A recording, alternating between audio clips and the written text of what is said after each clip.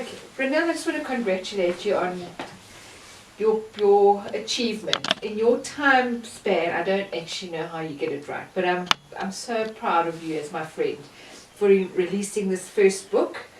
Why the name Chronicles from Retief? You know, Fiona, it was a little joke, a family joke. I told my brother Daniel that I'm going to call it, I grew up in Retief. So his high and dry answer was, now, who will be interested in that? You know, and yes, it made me think about it. So then we played around with names, and I had friends helping me think what would be a good name. And eventually we came onto the Chronicles from Retief, because it could also go into Afrikaans, Kronieke uit Retief. It was easy on the tongue, it stayed the same. And I wanted to do the multilingual thing in the book.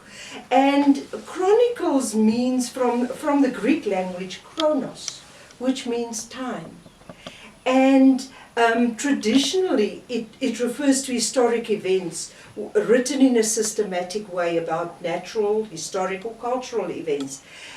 And it suited me because it incorporates poetry, prose, diaries, and essays.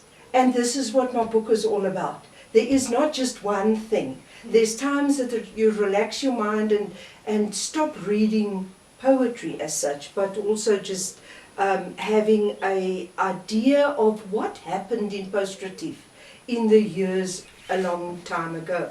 So my boek fokus op 'n geïdealiseerde luisterlyke weergawes van krisismomente of heldedate, of ook die kulturele gebruike, of net die gewone dinge van die gewone mense in en rondom Retief. So ek het probeer skryf wat mense baie praat. And eventually it becomes literature. And I feel honored that the book grew as the time went, and I grew with it.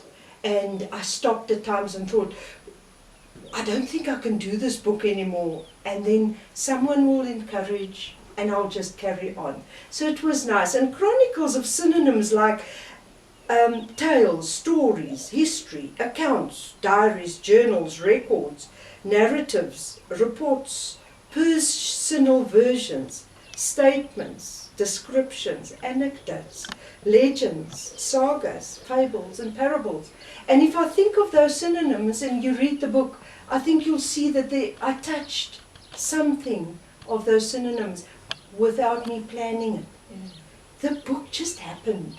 It grew. It was like a snowball where you start with this idea and the ball just started rolling and rolling away from me, with me, and taking my people with me. It was a very big honor. Fascinating. And one thing that I just want to mention is it's pretty unique because you've written the English side on the one side and the Afrikaans version on the other side, which gives it a uniqueness about it and a specialness, because then it sort of encapsulates and can reach a much wider audience, because then whoever wants to read it, if they don't understand the one side, can always refer back to the other side. So that makes it very special. It's absolutely so, but because I'm living in an English Afrikaans isiXhosa world at the moment, I try to give something to everybody around me. And it was fun, but I didn't translate everything into the other languages. There are some that are direct translations, but others, I couldn't find the words. It's strange how when a poem happens in that language, it feels as if it's right there. And so I left it where my creativity ended. Fantastic. Won't you share with us a little bit about the kappie? Oh, the little kappie, yes. Well, for that little kappie, we can be thankful that they weren't good shots, because otherwise I wouldn't have been here today. My eldest brother Jan had his cousin William from PE always visiting, and they would do little boys things on the farm, and I was the laat lammetjie, and about, say, between 18 and 2 years old, 18 months, and they saw me as a little moving target. So I'm just going to read the copy. That little copy of the 2-year-old girl captivated the 2 rowdy boys to such an extent that they decided it would be the next target of their pellet gun game. That uninformed, innocent little target tempted the pellets fired by either big brother Jan or cousin William in their quest to hit bull's eye, the tip of the cuppy.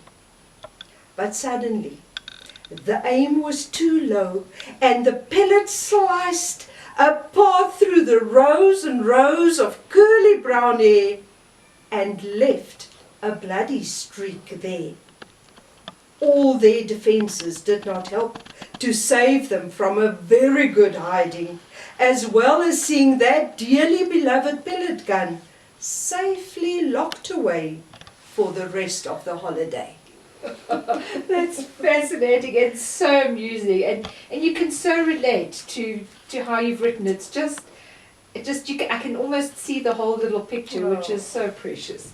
How did you enjoy this process of writing and publishing? Fiona, the publishing is more than a dream that has come true. I never thought that I would get to this point, but I've had inner healing in my process of my last 5 years, and that gave me confidence that I'm carrying something that I can share with people, and they can relate, they can like, and they can realize that they can also do. If I could do it, anyone out there can do it, and that's my living truth. And so I grew tremendously in the process, because my book was first just these little bits of family memories, and then I realized that post-Retief is much more than just us as a little family that were, my father was the plaasvoorman for Oom Gideon van der Vyver, and later on my mother had the mill farm general dealer shop, and we grew up as the happiest children, not realizing that there are other people having so much more because we were happy in what we had. And then I got into research, and the research took me to new heights in my own knowledge. And so in my book, I've got where I am referring to something in a written text. In the at the end of the English section and at the end of the Afrikaans section, there are notes, and people can then go and read there what I referred to previously. So the theory does not interfere with the fun of the story. That's what I tried to let happen. And tell me something, how did Sandy get involved in the process?